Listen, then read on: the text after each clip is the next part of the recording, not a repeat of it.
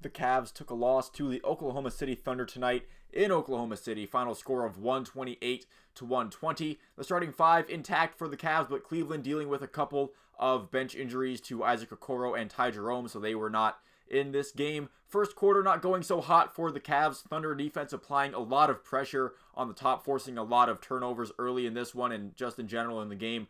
Darius Garland was especially just a little bit sloppy at the top of the game. Those turnovers leading to a lot of Oklahoma City points. A big part in the Cavs facing a 36-29 deficit after the first quarter. And it didn't really get much better to start the second quarter with the Cavs having to call timeout, going down 44-31. Chet Holmgren making some good plays for the Thunder. Shots just not falling for the Cavs. Cason Wallace then got some shots to fall for Oklahoma City. They keep that double-digit lead going. Cleveland just not able to solve the defense of the Thunder. They're kind of getting stuck taking some tough shots. Evan Mobley airballed a corner three. That's not a spot where you want to see him taking shots. Free throws also an issue for the Cavs at this point of the game as well. But the real star of the half was SGA, scoring his personal season high for a half with 23 points. And the Cavs go into halftime trailing 57-70.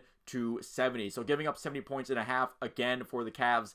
Definitely a bit of a detour from where we saw this team last season, where we kind of, the Cavs sort of found their identity in their defense, where early this season, even with the return of Jarrett Allen, you would figure that would kind of help improve things. It hasn't necessarily clicked, at least quickly, in their return. And I know that Isaac Okoro is out, and he does a lot for their defense, but if it just takes one person to kind of screw up the whole thing as far as, well, he's not here, so our defense is just going to be bad now, I don't think that's going to work out well for the Cavs as the NBA season continues on. But the Cavs, they fought back all season, and they did so here in this game at points, cutting the lead down to single digits early in the third quarter, hitting some jumpers and getting some inside scoring going.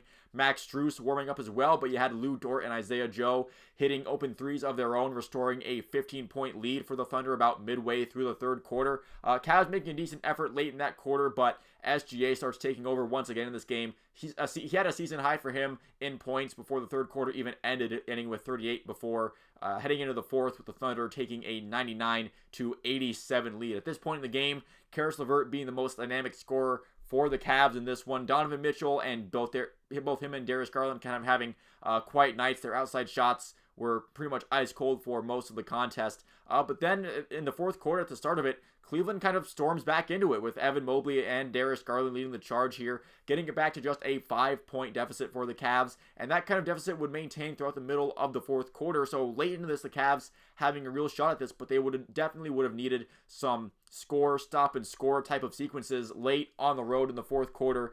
Tough to do in general, and especially with that, we've seen this Cavs team sort of struggle with those kind of things, and it just didn't happen in this one.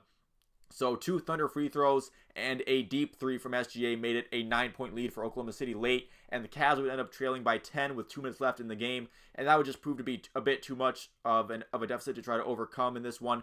Thunder, they had an answer pretty much every time the Cavs cut into that deficit. Game never really got super crazy competitive late in this one. SGA with a season high 43 points, definitely, player of the game kind of stuff, definitely in his zone. Although and while there's nothing too crazy or eye-popping that'll look at you about the stat sheet for the rest of the Thunder players, they were all very efficient in their own right. They shot 51% overall, 43% from three-point, and they went 28 out of 30 from the free throw line. So definitely, some guys like Cason Wallace having some nice stretches. Chet Holmgren showed some of his promise once again. Isaiah Joe hitting some outside shots. And for that 43% three-point number, the Cavs definitely seem to be late on some closeouts.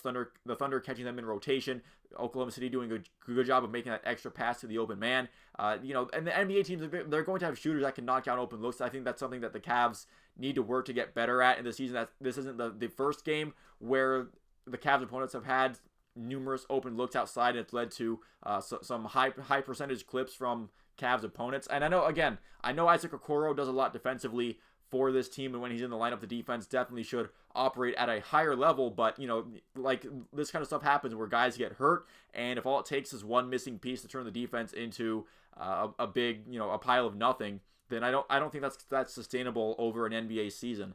There were some things to like offensively from the Cavs. I mean, they put up 120 points, but just way too many turnovers, especially early in the game when you're trying to establish yourself on the road. You can't be sloppy with the ball and giving them the ball and giving them opportunity to score more points. The 3-point and free throw shooting were also less than to be desired from the Cavs, 31% from three-point land to 9 for 29. I think Donovan Mitchell was 1 for 9 in 3 points, and Garland was 1 for 6. Again, Max Strus had a decent night from outside, but he didn't take that many shots and wasn't doing a whole lot besides making a three-pointer here or there. 10 missed free throws for the Cavs as well, going 27 for 37 for 73% at the free throw line. Definitely not what you want to see. Again, the Cavs, they put up 120 points, but just the defensive execution or lack thereof with SGA having the crazy game he was having, and then when he wasn't scoring at a high clip, you have somebody, like Chet Holmgren or Isaiah Joe or Cason Wallace. It seemed like even when SGA wasn't the main focus at the time, somebody from the Thunder would kind of take that mantle. Just didn't make it feel, the defense just didn't really made it feel like the offensive effort from the Cavs was kind of futile at the end of that game there. But that's going to do it for my video here. Let me know in the comments what you thought about this game down below, how the Cavs could hope to recover from this loss moving forward. Thank you for watching this video. If you did stumble upon it and you didn't make it this far into it, leave a like and a subscribe if you enjoyed it and you'd like to see more like it. I do cover the teams from Ohio that I like, so if you like some other, some Cleveland teams or some of the Buckeyes or Blue Jackets, you can check those out. And once again, thank you for watching. I'll see you at the next one.